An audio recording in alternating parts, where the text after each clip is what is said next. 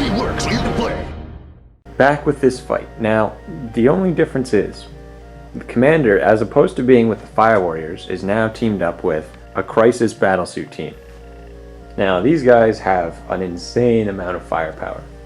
Between flamethrowers, meltas, plasmas, rockets, burst cannons, they can just fire away, clean out pretty much anything that they're up against. They have the ability to take the equipment that will kill anything in the game.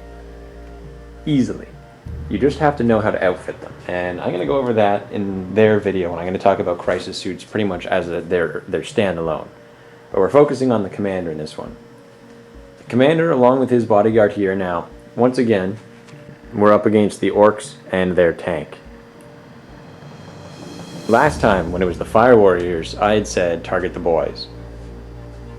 That is no longer the correct answer in this case, because the boys, yeah, they'll get into close combat, but you might actually win that close combat. Because your battle suits, unless they have a power claw, and even if they do, challenge, because your commander will probably kill the power claw in close combat. But if they don't, or even if they do, shoot the tank this time. The reason for that is because, like I just said, the orcs are not going to kill you in close combat. You can still win, and if you get tied up, it'll protect you from this battle cannon. But against your armor 3, you need to get rid of this thing because it's going to blow you away. And like before, when the assault phase comes after you've shot, scatter your unit. Spread them out as much as you can. Get ready for that blast to come in if you didn't kill the tank. If you did kill the tank, just run away. Just move as far away as possible, because at that point those orcs are doomed, because you can run faster than they can chase, and they're all going to get shot down. But this is my point about the different units and the different ways you can play this army, and the different priority that you need, because target priority is key. You need to know what's the biggest threat for the things that you have and the things that you're going to depend on. Me, personally, will always be depending on my Fire Warriors. I bring as many as I can, and I expect them to carry my army through the game, and they usually do. For that reason, things that do really powerful shots, things that are very expensive, are not usually my biggest target. My biggest target are the large units of guys or the very elite heavy guys that can get into close combat and just ruin my day. Now, I haven't talked about the Ethereal. There's a reason for that. He doesn't have a tactic. There is no plan, there is no target priority involved with the Ethereal. You run him up and you get him killed. If you can't run him up, if they know not to aim for him, throw him off a building and get him killed. He has no value to your army alive. The only thing he can do is re-roll the leadership or morale, which means next to nothing. Just kill him and your army will become better. If you could shoot him, I would say do that, but you can't. So run him in, get him killed, make everyone else better at their jobs.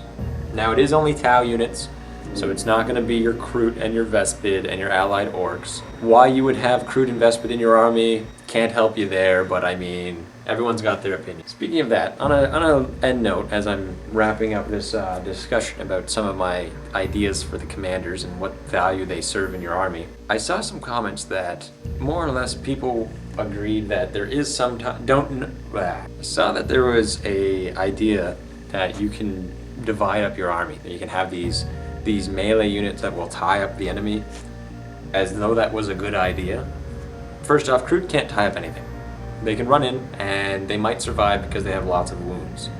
That won't do it. Your commander will not benefit from someone tying up a combat for him. Your Ethereal will not benefit for being stuck in the combat. You need them either to die or to kill, rather, not to be killed, to kill.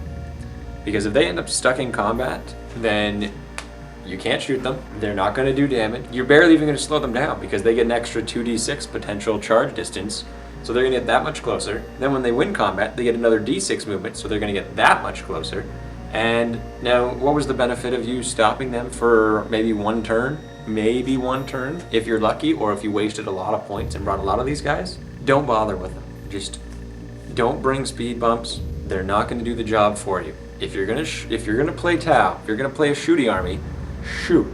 If you want to play somebody who can do both, go play orcs. If you want to play somebody who can do both better than that, go play guard. If you're going to play this army, you have to shoot to win, because you can't win in melee unless you bring allies, and that's a totally different army. You might as well not play Tau, because you're just playing someone else anyway.